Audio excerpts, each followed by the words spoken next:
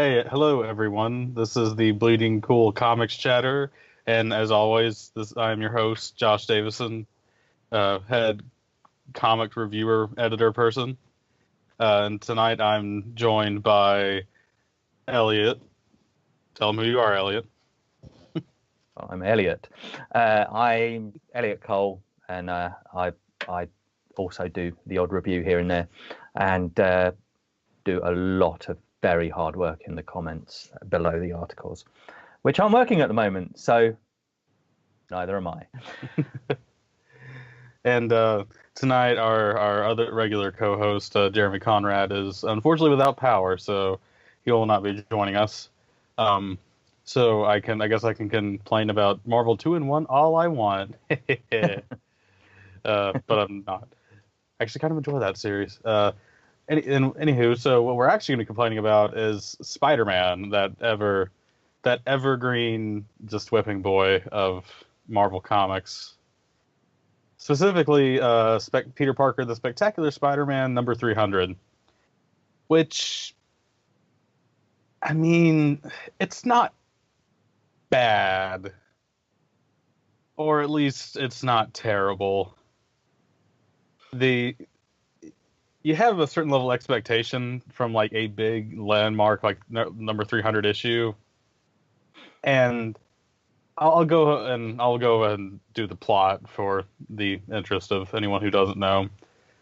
This time around, it's the Tinkerer, and I think this is actually the story that's been going since the initial return of Peter Parker, the Spectacular Spider-Man. The Tinkerer has been upgrading villain technology and helping them via untraceable phones, and then has also been powering down hero technology because he's just really smart and can do that, I guess. And so this is like one of the climactic, I guess, the beginning of the climax, at least, with all our heroes fighting the. You have Spider-Man, Hawkeye, Human Torch, Black Panther, Yeah, I was going to ask. Ironheart, and I think when the Vision fighting against the Shocker, the Vulture, I think Whirlwind's in there, and a couple of other people working for the Tinkerer. And so Spider-Man takes the fight to the Tinkerer, and that's the main thrust.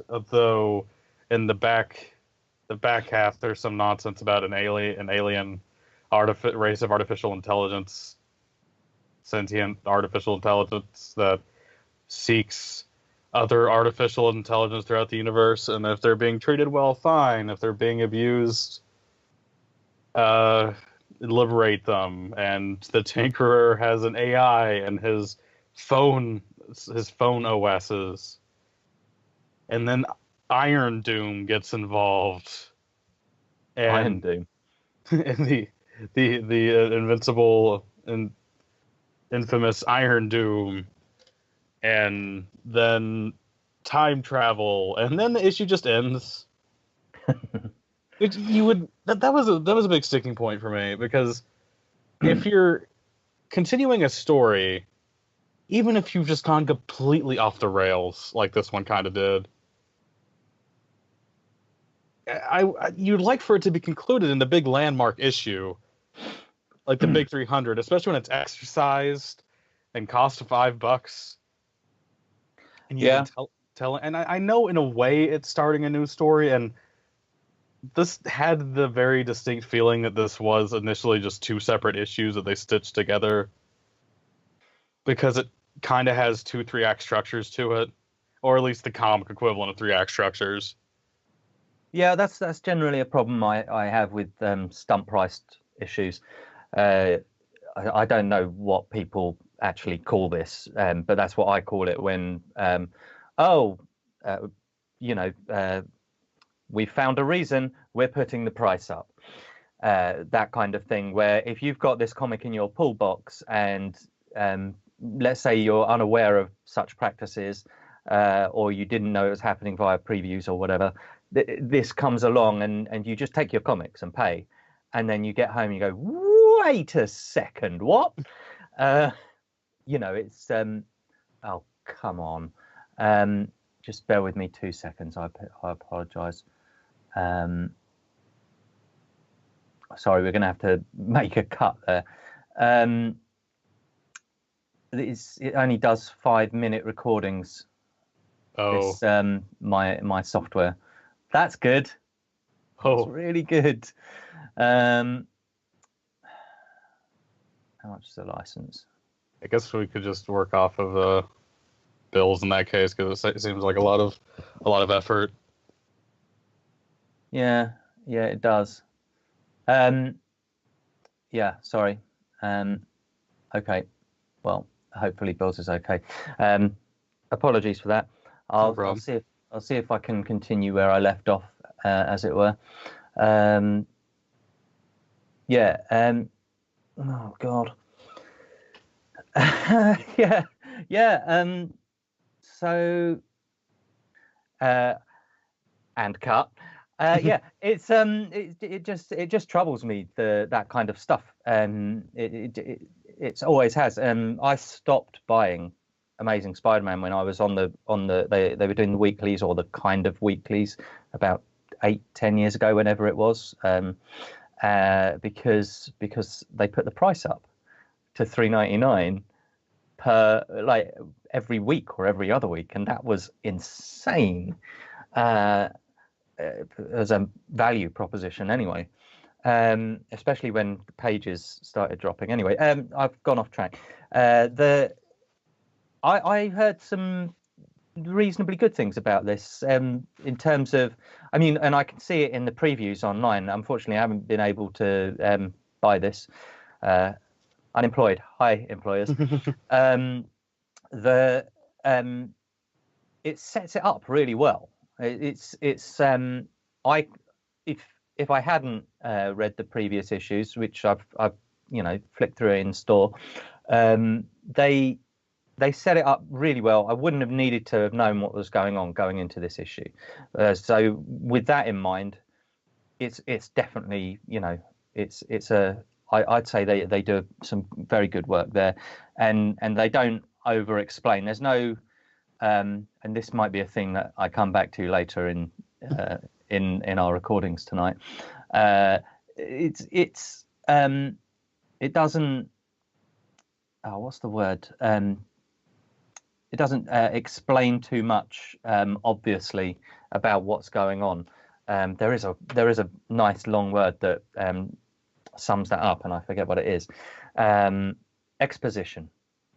It doesn't do overly obvious exposition. It doesn't say, I can't believe we're in this situation where you have done this, this, and this. It doesn't do it. But it also does lay it out for you where we all are, where everything is, in the situation, almost all done in the first page, and it's not clunky. And perhaps that's down to the Zdarsky's, humor, his like he can tick over, like, with his eyes closed, almost, one hand behind his back, and that probably helps. It probably helps that we've got a genuinely funny writer writing Spider-Man as well. Do you have thoughts on that? Because I don't know if you've talked about any of the Peter Parker comics yet on any of these. I've not read. I read like the first issue when it came back. And again, it was I liked the first issue, and that's how I knew that we were continuing the same story. And again, I think I agree Zdarsky's funny, which, yeah, that's a real change of pace from ASM right now, where the puns are, oh, it's so bad. It's puns and pop culture references. That's the thing. Like, I knew going in, it's like, there's no way we're going to be able to avoid Amazing Spider-Man completely, because that's frankly one of the reasons I was inclined to be more lenient towards this. Because, like I said, it's not a bad comic, I don't think. Especially the first part with the Tinker plot. I think it works for the most. I think it works. It's fun. I like there's a nice little interaction between Peter Parker and Ironheart, where Spider-Man gives her something of a pep talk. almost kind of like an intentionally unnecessary pep talk because she's already just kind of dedicated to going back into the fight, even though her armor doesn't work. Yeah. And it's kind of cool, the guest stars, because it does kind of it does kind of make it feel like a landmark issue when you have a bunch of like, hey, here's Black Panther, Hawkeye, Spider-Man's buddy, the Human Torch. I think that was kind of neat. I think that's kind of neat because you almost forget that this wasn't always like a thing. Like, back and Marvel was always really hard on the connected universe idea, but there was a time when every issue didn't already have 2 or 3 guest stars. I mean, I remember things differently. I remember lots of crossovers and stuff. I'm down to, I think was it called Conspiracy Theory or something, back with Captain America and Silver Sable back in McFarlane days. There's Human Torch pops up all over the shop and that kind of thing. He's in New York. He speaks to Matt Murdock. He's or used to.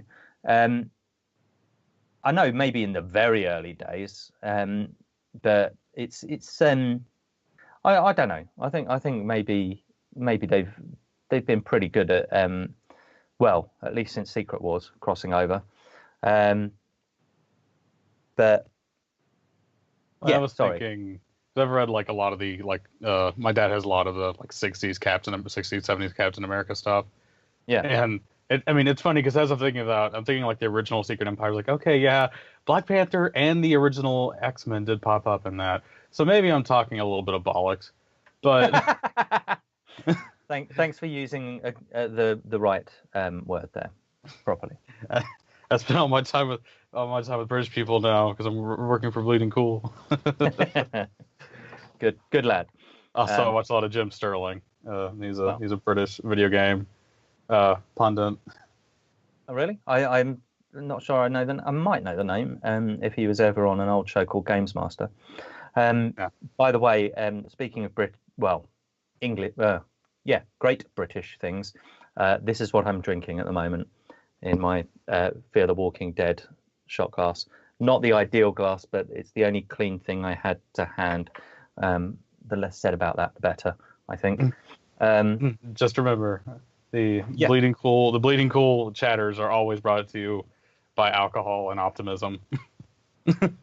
Optimism. Okay, well, then find some optimistic things about this comic. I've heard some good things about it. There was apparently a good moment where Williams just nonchalantly just goes, oh, what, you're having problems with the phone? Yeah, and just clicks her fingers almost and fixes something just because she's that good. What happened with that? I think it was in the pep talk or something. I think it did have something to do with it was something to do with the Tinker's phone. I think it was their way of tracking down. Yeah, it was their way of tracking down where his base of operations was. And again, I do want to reiterate, like, I do, and I didn't hate this comic, and I could easily see why, especially if someone started for some even half decent Spider-Man content at this point. I would say, hey, read Peter Parker Spectacular Spider-Man. Yeah, pretty quickly like that, and there's some good action in it. Again, I think where it really just started losing me was with the plot with the aliens, because we don't really we have them explained, and I think that's where the exposition gets a little bit heavy. Now, I do like that it kind of works as a humanizing moment for the Tinkerer a little bit, because he's talking about that little guardian or whatever, the scout from the aliens that he he came to have a friendship with, and then it was destroyed, probably by some villain who was pissed off with his work, as he says. And then the aliens just pop up, and then Doom's like, hey, there's some shit going down. Which is something that Doom always says. And then he comes in to help out, and that's where it just started losing me a little bit, because it's just like, okay, this feels very tangentially connected, yet it's still the same story. So it still feels a little like, okay, we're not going to finish this, and that's a little frustrating because, again, this is, like you said, a stunt-priced issue, and it's extra-sized. And then it just kind of ends with them going into the past with Spider-Man, Jameson, and the girl, I unfortunately cannot remember her name, that has something to do with the Tinkerer and Spider-Man and all this. That's one of my favorite things. His sister? Oh, is that who it is? It's not his sister, but it is his Oh. sister. But it's not. But it is. I remember. Okay, I remember this plot point now. Holy crap! Have I jogged your memory? Yeah, because they didn't mention that in this comic, but I remember that not too long ago. Yeah. Oh Yeah. wow, man. Yeah. She's a new character. She was was she a spy or something? Well, whatever she is, she's she was named as his sister, isn't his sister, but something along those lines. Yeah, I remember now. And so the three of them go into the past, and then the comic ends.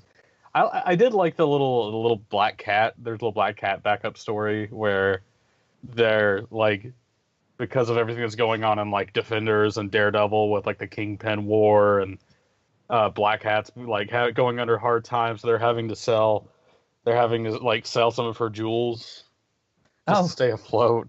I hadn't heard about that one.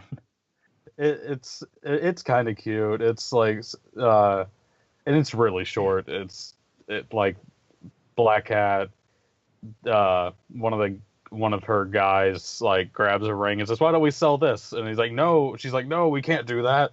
And like flashbacks to a time where she was running from Spider-Man, and he was just like, "Stop, Black Cat!" Usual, like, "You got to stop this, you thief," whatever. And then to throw him off, she turns around and proposes to him with the jewel, and then trips him and runs off.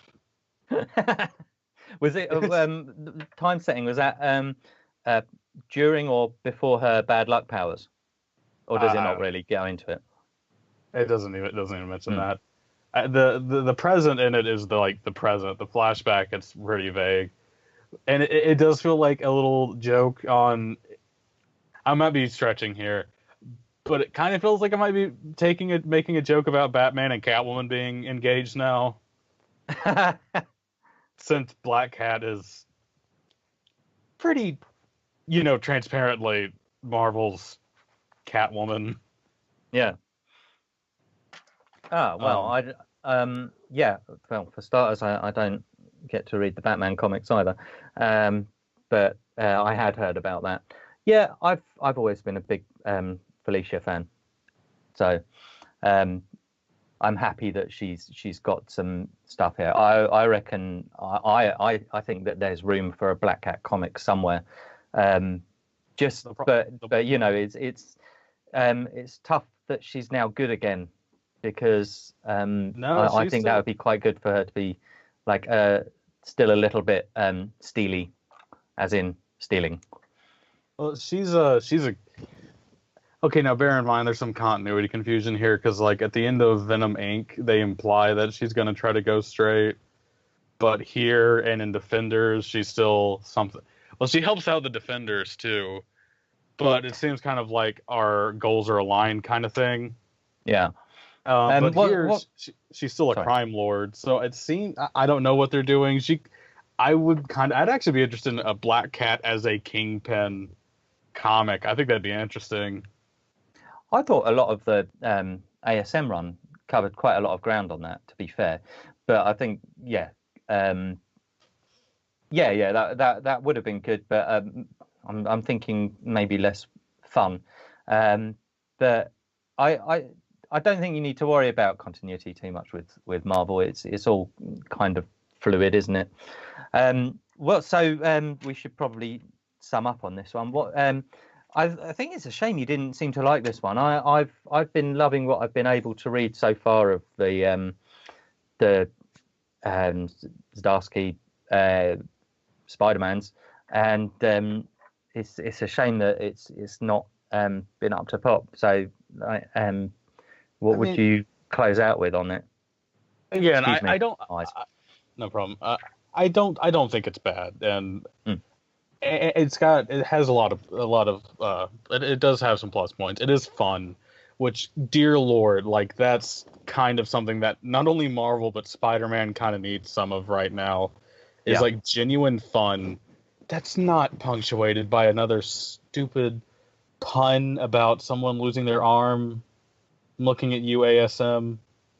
Uh, it's oh good Lord, that issue last week. But anywho, back to positives. I do think this is a good comic, and if someone's like looking for some Spider-Man material, I would definitely recommend this. Yeah. It's not something that it's readable. It's got decent art. Kubert and Fragari, hope I'm saying that right. Do present, so like the art's good. It's solid throughout. And again, it's kind of cool seeing all these guest stars teaming up with Spider-Man. We should be clear, So they do not present in this issue. yeah, no, I mean no more than usual. um, but yeah, I again, I don't think it's bad. Maybe I leaned a little too hard on the criticisms, but I do think it is a recommendable comic. I wouldn't call it a must buy. That's kind of how I summed it up in my my review, which I'm totally not looking at right Link now. below. Yeah. Yeah. Link will probably be included in this post. Well, almost certainly. But yeah, I think that's a good way to close it out. And Eliot, tell them once again where they can find you if they're interested in following you after this. And any decent establishment, and below the articles, talking to just the nicest human beings on the planet, and occasionally writing about comics or video games for the site, or doing fill-in articles, where I can. Oh yes, and Cole_Eliot on Twitter. Cheers. And I am your faithful host, Josh Davison. You can find me at Bleeding Cool, writing about the comics and the things and the stuffs, and got a little Cosby there. That was weird. Don't come near me, mate. Cosby Show. Think of more innocent times. Anywho, right. So Got it. And you can find me on Twitter at Josh Davison Bolt, because the Thunderbolts are life. Cheers.